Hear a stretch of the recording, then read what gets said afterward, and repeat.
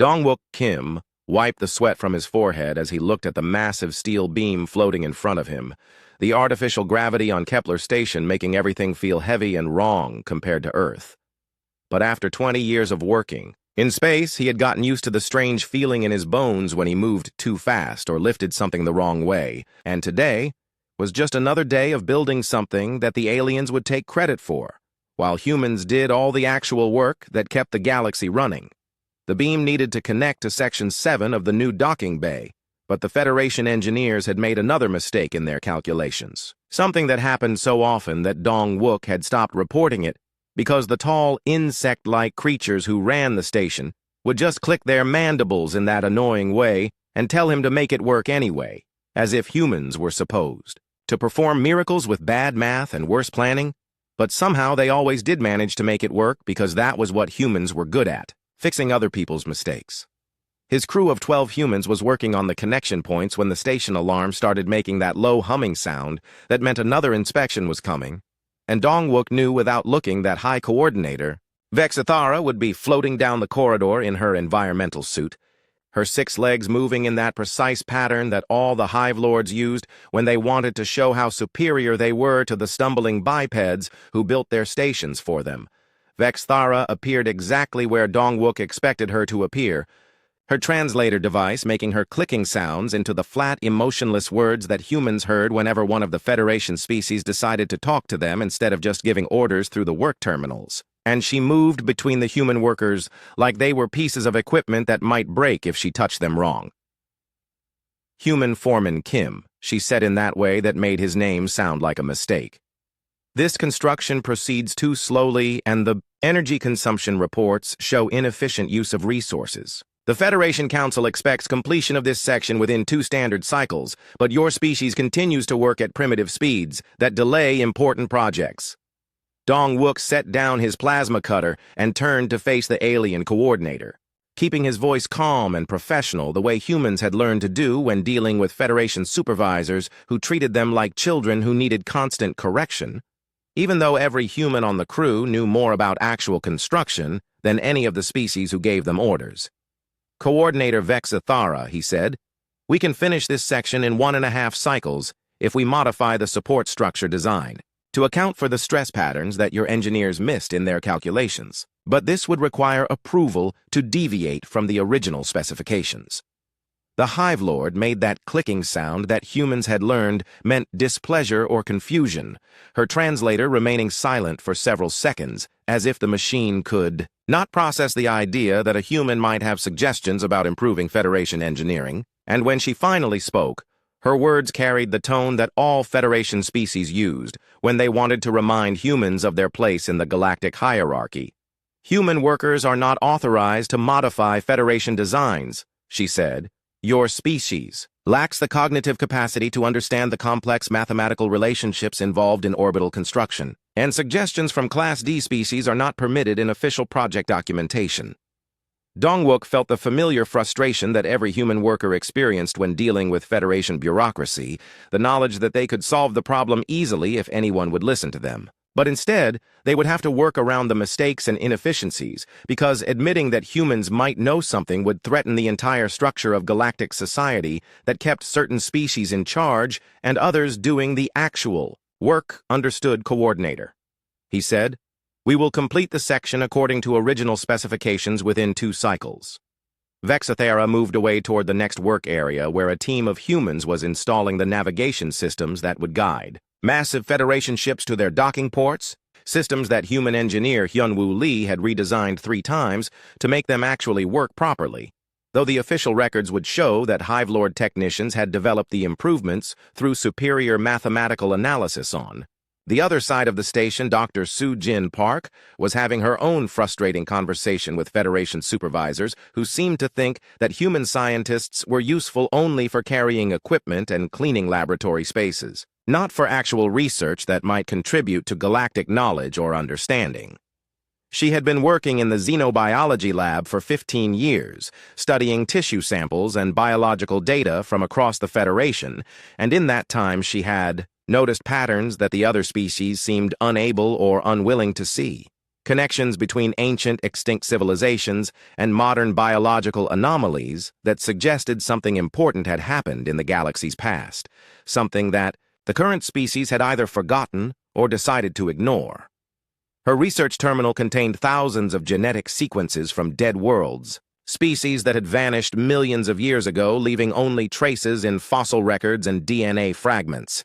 And when she analyzed the data using human pattern recognition techniques, she found evidence of something that should have been impossible: a single biological signature that appeared on worlds separated by thousands of light years and millions of years in time. Dr. Park had requested permission to investigate further, to examine the Federation archives that contained records of the earliest spacefaring civilizations, but her supervisor, a tall energy being called Sage Lumwira, had dismissed her request with the kind of gentle condescension that all Federation species used when dealing with human curiosity. Dr. Park, the energy being, had said in its voice that sounded like music mixed with static, "Human minds are not equipped to process the vast temporal scales involved in galactic paleobiology, and your species' tendency toward pattern-seeking often creates false connections where none actually exist." Su Jin had tried to explain her findings, showing the genetic markers that appeared consistently across different eras and locations, but Lumwira had simply indicated that human researchers should focus on simpler tasks that were more appropriate to their cognitive limitations, tasks like cataloging known species and maintaining laboratory equipment for the real scientists who understood how to interpret complex data. Meanwhile, Ambassador Young-Ho Nam was sitting in another pointless meeting with Federation trade representatives, who treated him like a secretary rather than a diplomatic representative of an entire species, listening to them discuss mining rights and resource allocation, as if humans were another type of asteroid to be exploited rather than partners in galactic civilization. The current discussion involved mining operations in the Vega system, where human workers would extract rare minerals from unstable asteroids, while Federation oversight teams monitored their progress from safe distances. And Young-Ho was expected to negotiate labor contracts and safety protocols, as if human lives were just another commodity to be traded for Federation approval. Trade Coordinator Morden, a silicon-based artificial intelligence that spoke through crystalline formations that hummed with electronic harmonics, was explaining why humans were particularly suited for dangerous mining operations in terms that made Young-Ho's stomach turn with disgust and anger. Human biology demonstrates acceptable tolerance for radiation exposure and physical trauma, Morden said, and their psychological profiles show willingness to accept high-risk assignments in exchange for basic resource allocation, making them ideal for extraction operations that would be inefficient for more valuable species. Young-Ho had learned over the years that arguing with Federation logic was pointless, because the entire system was designed to keep humans in their assigned role as the galaxy's manual labor force, and any attempt to challenge that system would result in even worse assignments or threats to human colony worlds that depended on Federation trade agreements for survival. But sitting in these meetings day after day, listening to alien species discuss human capabilities and limitations as if humans were livestock being evaluated for different types of work, Young-Ho often wondered what would happen if the galaxy ever faced a crisis that their advanced technology and superior mathematics could not solve. A problem that required the kind of stubborn determination and creative thinking that humans brought to every impossible task they were given. He looked around the conference room at the various alien representatives, each species secure in their belief that their particular advantages made them superior to all others, and he wondered if any of them had ever considered what they would do if their advantages suddenly became liabilities, if their certainty about human inferiority was as wrong as their engineering calculations and biological theories seemed to be. The meeting continued with more discussions about human deployment and resource management, but Young-Ho found himself thinking about the human workers on construction sites across the galaxy, the human scientists making discoveries that other species ignored, and the human engineers solving problems that Federation technology could not handle, and he wondered. The first sign that something was wrong came from the outer monitoring stations where Federation sensors had been tracking cosmic background radiation for thousands of years. But the readings that started appearing 3 months after Dongwook finished the docking bay construction made no sense according to any known physics. and the automated systems began sending alerts that Prime Calculator Morden dismissed as equipment malfunctions because his perfect mathematical models showed that such energy patterns were impossible. Dr. Soo Jin Park was working late in the xenobiology lab when she noticed the strange data coming through the research networks, energy signatures from dead space that looked almost biological in their complexity. And when she cross-referenced the readings with her archive research about extinct civilizations, she found references to something called the silence that had consumed entire star systems millions of years ago, descriptions written in languages so old that the translation algorithms could barely process them. The monitoring station at Rigel 7 went dark on a Tuesday morning with no warning or distress signal, simply stopping all transmissions, as if every piece of equipment had been turned off simultaneously, and when the Federation sent a probe to investigate, they found the station intact but empty, with no signs of damage or struggle. Just the absence of any life or artificial intelligence that had been there the day before. Prime Calculator Morden analyzed the probe data using computational power that could process the mathematical relationships governing entire galaxies. But his calculations kept producing results that contradicted themselves, showing that the station should be operational while clearly demonstrating that it was not.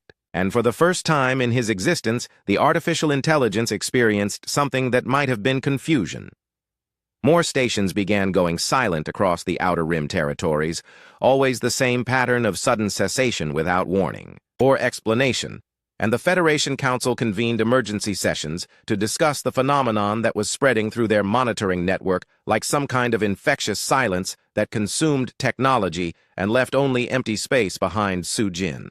Requested access to the full Federation archives to research historical references to the silence, but her requests were denied by review committees who insisted that human researchers lacked the intellectual capacity to understand ancient galactic history, and that such important work should be left to species with proper cognitive abilities and mathematical understanding. Engineer Hyun-Woo Lee was monitoring communications from his maintenance vessel when the first visual contact occurred. A ship that appeared on sensors as a massive geometric structure that seemed to absorb light rather than reflect it, moving through space with movements that defied every principle of physics that governed Federation technology. The Federation response was immediate and overwhelming.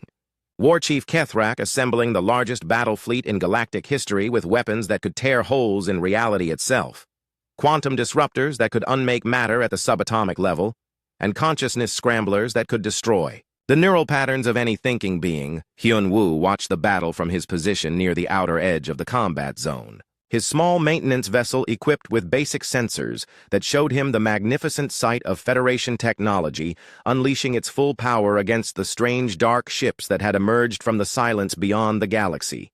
The reality-warping cannons fired first, weapons that could twist space-time into impossible shapes and reduce enemy vessels to constituent atoms.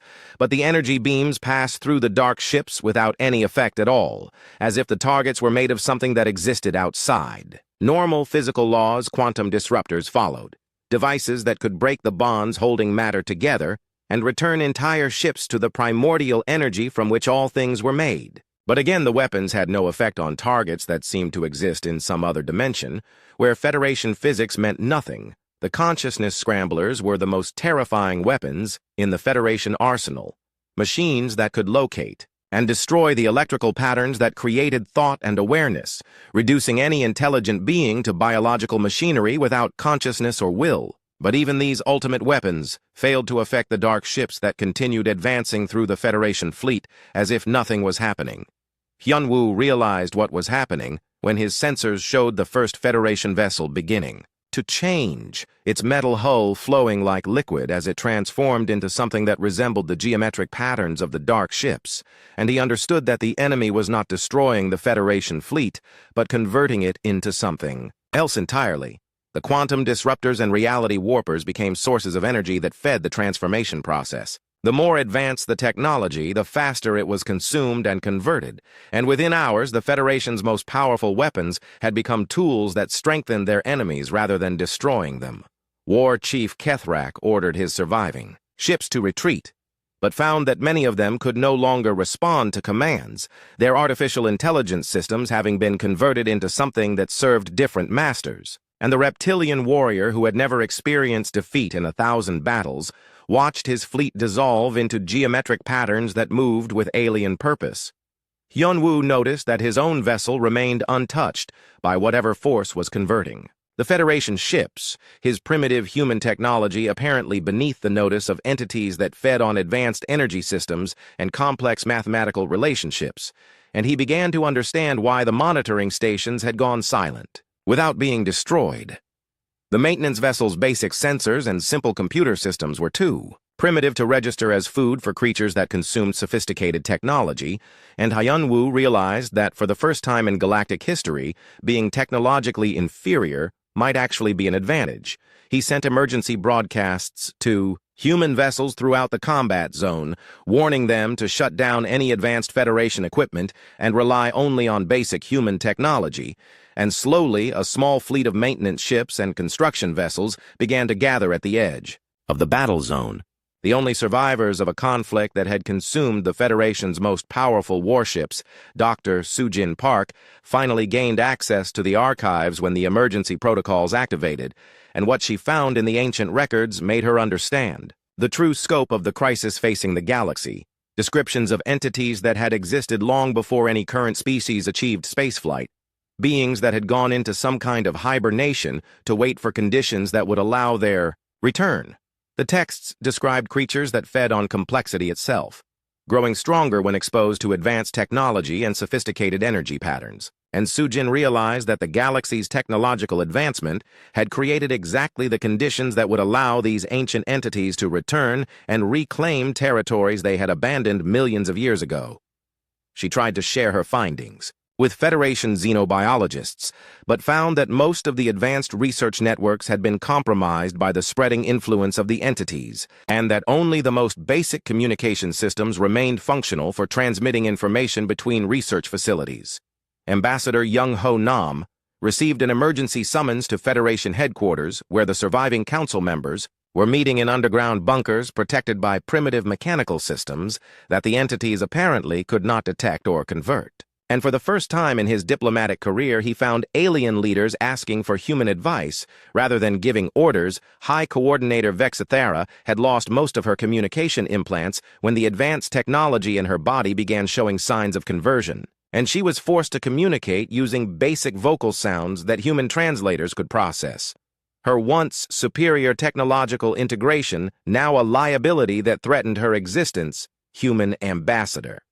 She said in words that carried desperation, rather than the usual condescension. Your species' primitive technology appears resistant to the entity influence, and we require your input on defensive strategies that do not rely on advanced systems. Young-Ho looked around the bunker at alien leaders who had spent decades treating humans as inferior beings suitable only for manual labor, and he realized that the galaxy's power structure was about to change in ways that none of them had anticipated. The entities continued their advance through Federation space, converting everything they encountered into geometric patterns that moved with coordinated purpose. And the only vessels that remained untouched were human ships whose simple technology was apparently too primitive to interest creatures that fed on complexity. Engineer Hyunwoo Lee established communication with the other human survivors, using basic radio transmissions that the entities ignored. And together they began to develop theories about what was happening and how humanity might respond to a crisis that had neutralized every advantage the Federation species had believed made them superior. The galaxy that had dismissed humans as useless was about to discover that sometimes the most primitive approach was the only one that worked. The emergency council session took place in a bunker carved from solid rock beneath the Federation capital, lit by chemical torches and ventilated by mechanical fans because any electronic system more advanced than a simple motor seemed to attract the attention of the entities that were systematically converting Federation technology across the galaxy. High Coordinator Vexithara had been forced to undergo surgical removal of her communication implants and neural enhancers when they began showing signs of conversion, leaving her dependent on basic vocal communication that made her sound weak and uncertain compared to the confident digital presence she had maintained for decades. Ambassador Young-Ho Nam sat at a table made from carved stone, surrounded by alien Leaders who had never before been in the same room as a human representative without multiple layers of technological mediation, and the absence of their usual superior bearing made them seem smaller and more fragile than he had expected. The situation reports are consistent across all Federation territories, War Chief Kethrock said in his natural reptilian voice, stripped of the electronic modulation that usually made his words sound like commands from a digital god. Our most advanced fleets have been converted, our monitoring networks have gone silent, and our defensive systems feed energy to the entities rather than protecting us from them. Prime Calculator Morden had been reduced to speaking through a primitive mechanical translation device that made his crystalline harmonics sound like grinding gears, and the artificial intelligence that had once processed the mathematical relationships governing entire galaxies now struggled to communicate basic concepts without his quantum processing networks. Human technology appears immune to entity influence, Morden said with obvious reluctance, and preliminary analysis suggests that complexity itself serves as a feeding mechanism for these creatures, meaning that our technological superiority has become our greatest vulnerability. Young-Ho listened to the alien leaders describe their failures and losses, noting how they avoided making direct eye contact with him, as if acknowledging human presence. In their crisis planning somehow diminished their status as advanced species, but their desperation was becoming stronger than their pride. We propose a limited partnership, Vexthara said. Human vessels can serve as evacuation transports, while Federation species develop alternative technological approaches that the entities cannot convert or consume. The offer was exactly what Young-Ho had expected. Another attempt to use human capabilities while maintaining alien authority over any important decisions. But the crisis had changed the balance of power in ways that the Federation leaders had not yet recognized. That proposal assumes you have time to develop new technology, Young-Ho said, but the entities are advancing through core systems at increasing speed, and your current rate of territory loss suggests complete Federation collapse within 6 months.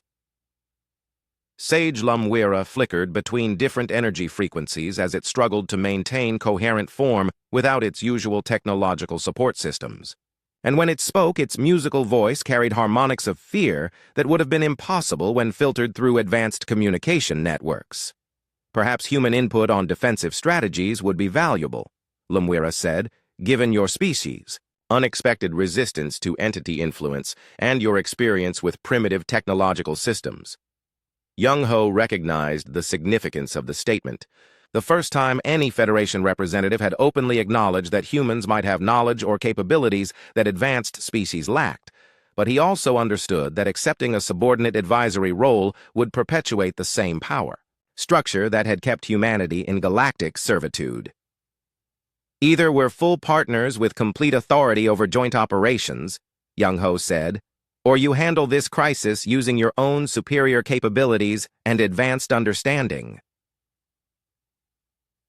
The silence that followed his ultimatum was broken only by the mechanical sounds of primitive ventilation systems and the chemical hissing of torches that provided the only safe illumination in a bunker designed to hide from entities that fed on technological sophistication. War Chief Kethrock was the first to respond, his reptilian features showing emotions that had been hidden behind digital enhancement for so long that Young-Ho was surprised to recognize something that looked like respect mixed with resignation. What do you require? Kethrock asked. And what guarantees can you provide that human leadership will be more effective than Federation approaches that have failed? Young-Ho had been preparing for this moment since the first reports of entity attacks reached human colonies, and he knew that humanity's response would need to be fundamentally different from anything the Federation had attempted. We need complete access to historical archives and scientific data, he said, operational authority over all defensive preparations, and acknowledgement that human strategies may seem primitive or illogical compared to Federation methods. Dr. Soo-Jin Park was granted unlimited archive access for the first time in her career, and what she discovered in the deepest historical records confirmed her theories about the entities and revealed information that Federation species had either forgotten or chosen to ignore. The creatures attacking Federation space were not invaders from outside the galaxy, but the original inhabitants. returning from a hibernation that had lasted 10 million years, and their conversion of advanced technology was actually an attempt to restore galactic ecosystems that had been altered by the expansion of species they did not recognize. Ancient records described the entities as gardeners who had maintained biological and technological balance throughout the galaxy until some catastrophic event forced them into dormancy, and their current behavior suggested they viewed Federation civilization as an invasive contamination that needed to be corrected. Sujin shared her findings with human research teams using basic communication networks that the entities ignored, and together they developed a theory that would have been impossible using Federation scientific methods, because it required the kind of intuitive pattern recognition that advanced species had replaced with mathematical analysis. Engineer Hyun Woo Lee was given access to Federation technical databases and discovered that human technology was not actually immune to entity influence, but rather invisible to creatures that detected complexity through energy signatures and mathematical relationships. His primitive quantum computers operated at frequencies too simple to register as technology worthy of conversion, and his mechanical systems used physical principles that the entities apparently did not recognize as artificial intelligence or advanced engineering. Commander Dong-wook Kim received his first official military appointment in Federation history when the Council authorized human leadership of joint defensive operations, though the appointment came with restrictions and oversight that demonstrated continuing alien reluctance to trust human decision-making. But Dong-wook had spent 20 years watching Federation officers make mistakes that human workers were forced to correct, and he understood that the crisis had created an opportunity to prove human capabilities on a scale that would change galactic politics forever. His first command decision horrified Federation military advisors when he ordered the assembly of a defensive fleet composed entirely of human vessels equipped with chemical explosives, kinetic weapons, and mechanical guidance systems that belonged in museums rather than modern warfare. Human Commander Kim. War Chief Kethrock said, "These weapons are thousands of years obsolete and will be ineffective against entity ships that have proven resistant to our most advanced armaments." Dong-wook looked at the reptilian warrior who had never experienced defeat until facing enemies that grew stronger when attacked with sophisticated weapons, and he realized that Federation thinking was still trapped in assumptions about technological superiority, even when that superiority had become a liability. "Your advanced weapons failed because they fed energy to the entities," Dong-wook said. "So, we're going to try weapons that don't feed them anything except metal and chemical explosives." The concept of deliberately using inferior technology as a strategic advantage was so alien to Federation thinking that it took hours of explanation before the council members understood what Dong-wook was proposing. And even then, many of them remained convinced that human primitiveness would prove inadequate against entities that had consumed the galaxy's most powerful fleets.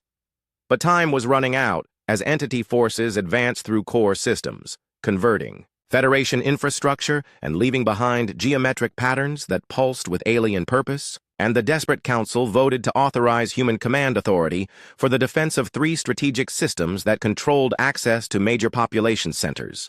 Dong-wook knew that success would require more than primitive weapons and human determination. It would require understanding the entities in ways that Federation science had failed to achieve, and he hoped that Dr. Sujin Park's research would provide insights that could be translated into effective strategy.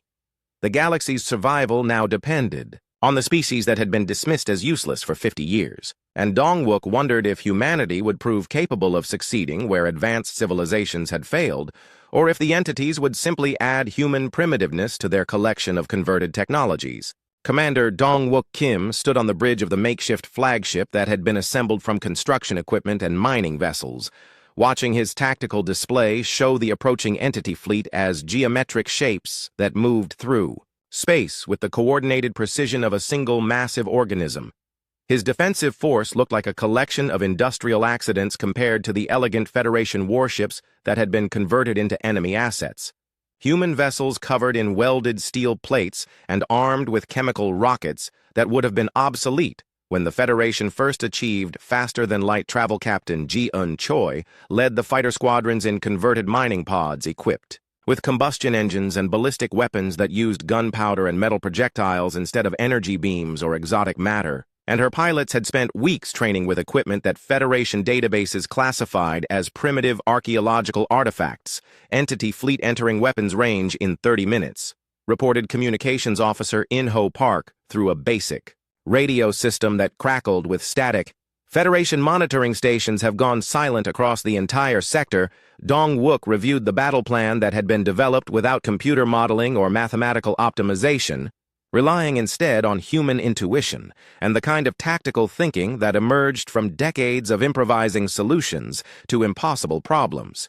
The strategy violated every principle of modern warfare because it assumed that technological superiority was a disadvantage rather than an asset, and that weapons which could barely damage Federation vessels might prove effective against enemies that fed on advanced energy systems. Dr. Sujin Park had established communication with the human fleet using quantum computers that operated at frequencies too primitive for entity detection, and her latest research provided crucial intelligence about enemy behavior patterns.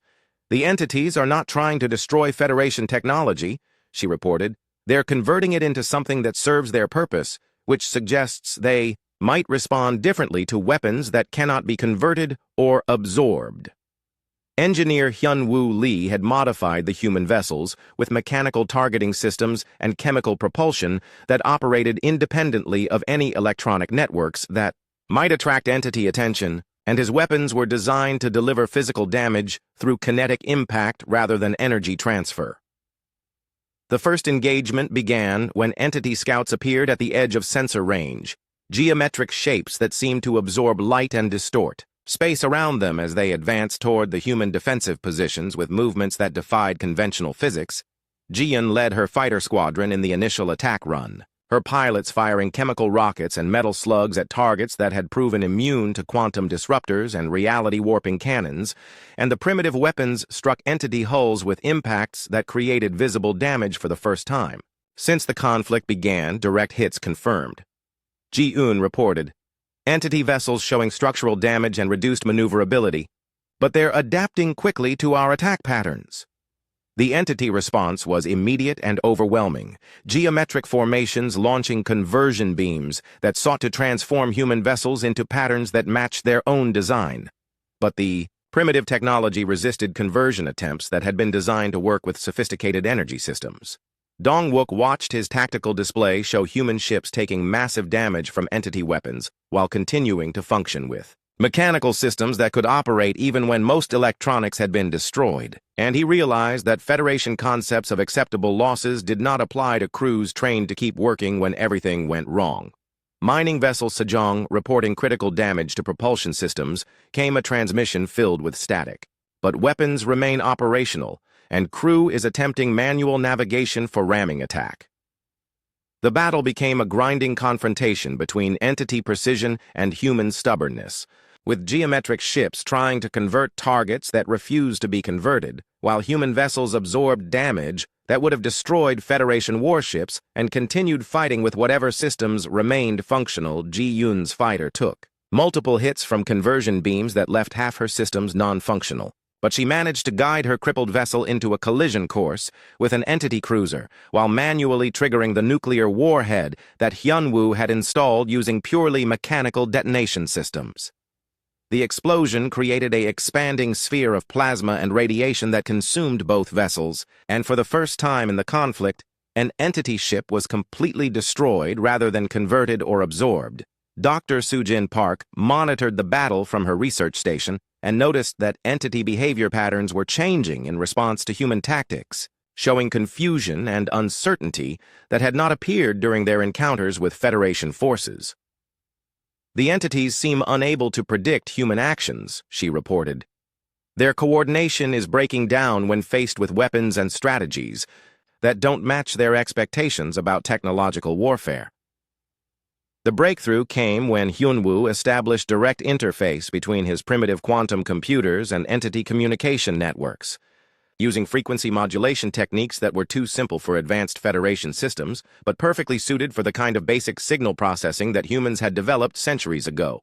"I'm detecting structured patterns in entity transmissions," Hyun-woo reported, "and our basic computers can actually decode their communication protocols because they're using mathematical relationships that predate modern Federation encryption." Sujin realized that the entities were trying to communicate, rather than simply attack. Their conversion attempts were actually efforts to establish dialogue with what they assumed were technological equals, and their confusion came from encountering a species that used tools they did not recognize as artificial intelligence.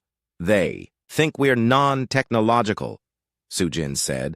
Our primitive systems don't register as artificial intelligence to creatures that detect sophistication through energy signatures and mathematical complexity.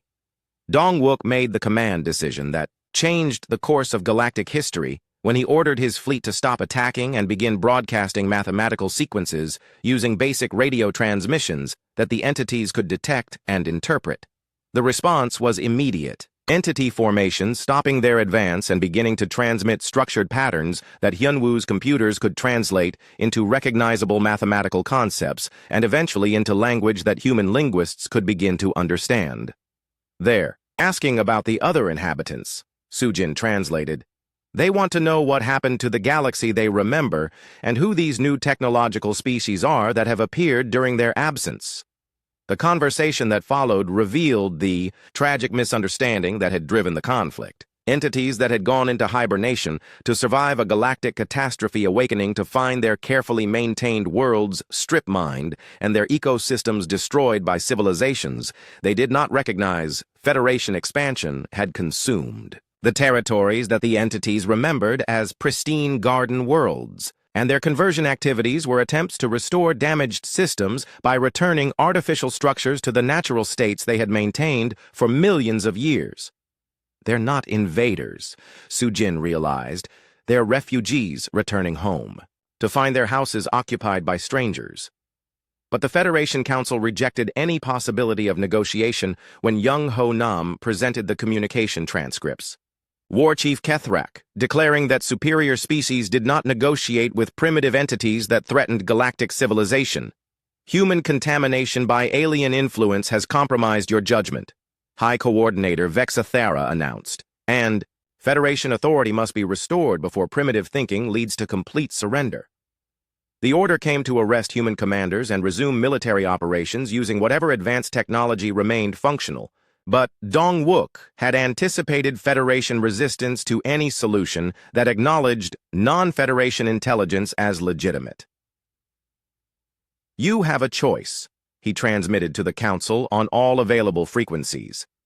Accept the peace agreement we've negotiated, or explain to your people why you chose continued war rather than survival because you couldn't accept help from inferior species.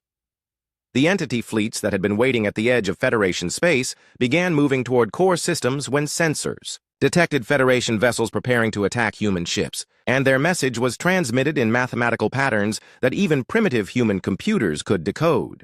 The Federation would accept human authority and the negotiated agreement or watch their remaining worlds converted into the garden ecosystems that the entities remembered from before technological civilizations had altered the galactic environment. The crisis that had begun with Federation superiority was ending with alien leaders forced to choose between survival under human leadership or destruction under the weight of their own technological advancement.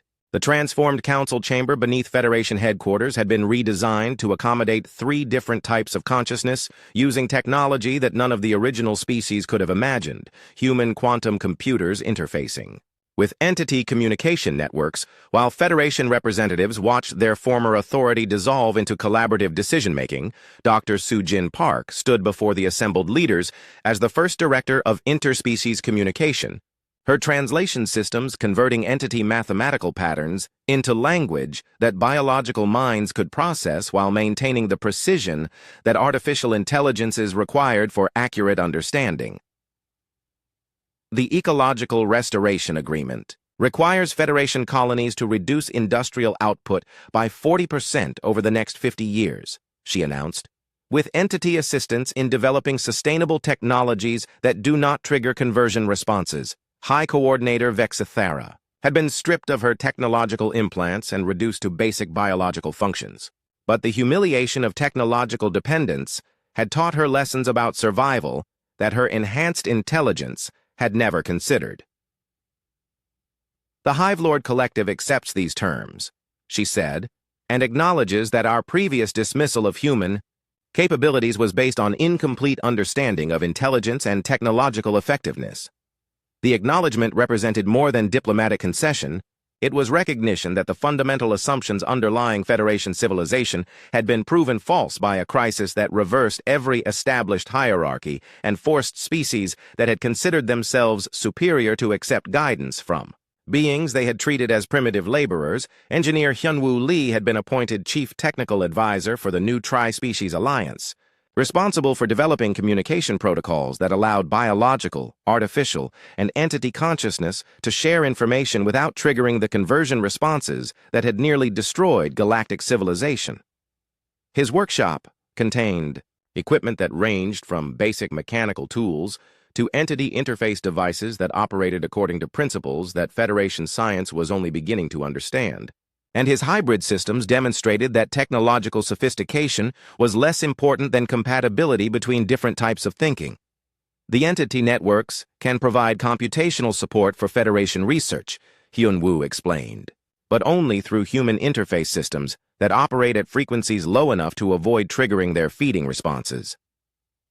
Prime Calculator Morden had been reduced to using primitive mechanical translation devices, but the limitation had forced him to develop communication methods that relied on conceptual clarity rather than processing speed, and he found that slower thinking often produced better understanding. Human cognitive approaches appear optimized for interfacing between different types of intelligence, Morden admitted, and our previous assumptions about intellectual hierarchy failed to account for the importance of compatibility over capability. Ambassador Young-Ho Nam had become the first tri-species coordinator, responsible for managing relationships between civilizations that had spent the previous 50 years in master-servant arrangements, but now needed to function as equals in a galaxy where no single approach to technology or intelligence could solve all problems. The position required diplomatic skills that no Federation training had prepared him for, mediating between species that measured success in completely different ways while maintaining the delicate balance that prevented entity restoration efforts from destroying Federation infrastructure. The mining operations in the Vega system will be converted to ecological research stations, Young-Ho announced, with human workers training entity specialists in sustainable extraction techniques, while Federation scientists learn ecosystem management from species that maintained galactic balance for millions of years. War Chief Kethrak had experienced the most dramatic transformation, his warrior culture forced to confront the reality that superior weapons and tactical advantage meant nothing against enemies that grew stronger when attacked with sophisticated technology. The reptilian commander had spent months learning human combat philosophy, studying strategies that emphasized adaptability and persistence over technological superiority, and he found that primitive approaches often succeeded where advanced methods failed. Human military doctrine will be integrated into Federation defense protocols, Kethrak announced, with emphasis on technological diversity rather than advancement, ensuring that our capabilities cannot be easily converted or neutralized by future threats. Commander Dong-Wook Kim had been promoted to Supreme Military Coordinator with authority over all Alliance defense operations, but the position required him to manage forces that included entity geometric formations, Federation energy weapons, and human kinetic systems in coordinated strategies that no single species could have developed. His flagship was a hybrid vessel that combined human mechanical systems with entity computational networks and Federation propulsion technology, creating a ship that operated according to principles that challenged every assumption about technological design and military effectiveness. The defense grid will rely on redundant systems using different technological approaches, Dong-Wook explained, so that no single attack method can neutralize our entire capability, and each species contributes what they do best rather than trying to match other species' advantages. Dr. Sujin Park's research had revealed that the galaxy contained numerous other consciousness types that had been dormant or hidden during Federation expansion, and the new alliance faced the challenge of contact with intelligence forms that might not be compatible with any current communication methods.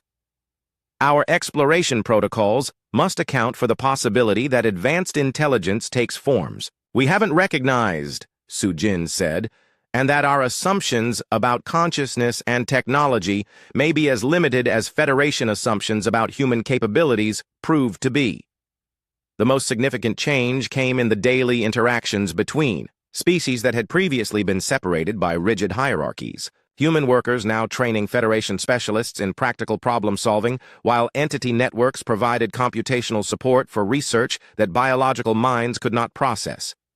Alone, Captain Ji-Yun Choi commanded mixed squadrons where human pilots flew alongside entity geometric formations and Federation energy beings, creating tactical capabilities that emerged from cooperation between different types of consciousness rather than dominance by superior technology. Each species brings capabilities that others lack, Ji-Yun reported, and combined operations produce results that none of us could achieve individually. But coordination requires constant communication and mutual respect rather than command authority. The transformation was not without resistance. Federation factions that refused to accept human authority and entity groups that questioned whether biological intelligence could be trusted with galactic responsibility. But the crisis had demonstrated that survival required cooperation rather than competition. High Coordinator Vexathara approached Dong-Wook privately in the corridors of the new Alliance headquarters, her movements showing the careful humility of someone who had learned that strength came from acknowledging limitations rather than denying them. "We called your species useless," she said while performing the Hive Lord gesture of absolute respect, "and we were wrong about everything that mattered. You are the most dangerous species in the galaxy because you never learned when to surrender." Dong-Wook looked at the alien leader who had spent decades treating humans as inferior beings, suitable only for manual labor, and he realized that the galaxy had changed in ways that none of them had anticipated when the crisis began. "We're not dangerous," he said. "We're just stubborn, and sometimes refusing to give up is the only advantage you need." The Alliance faced an uncertain future in a galaxy where ancient consciousness types were awakening and unknown intelligence forms might emerge from the spaces between stars. But humanity had proven that technological sophistication was less important than the ability to adapt and persist when everything went wrong. Young Ho Nam stood before the assembled representatives of 3 civilizations that had learned to value compatibility over superiority, and he wondered what other assumptions about intelligence and consciousness would be challenged as the galaxy continued to reveal secrets that had been hidden for millions of years. The species that had been dismissed as useless had become the foundation for a new type of galactic civilization, one based on cooperation between different forms of consciousness, rather than dominance by the most technologically advanced, and the future would be shaped by the stubborn determination that had always been humanity's greatest strength.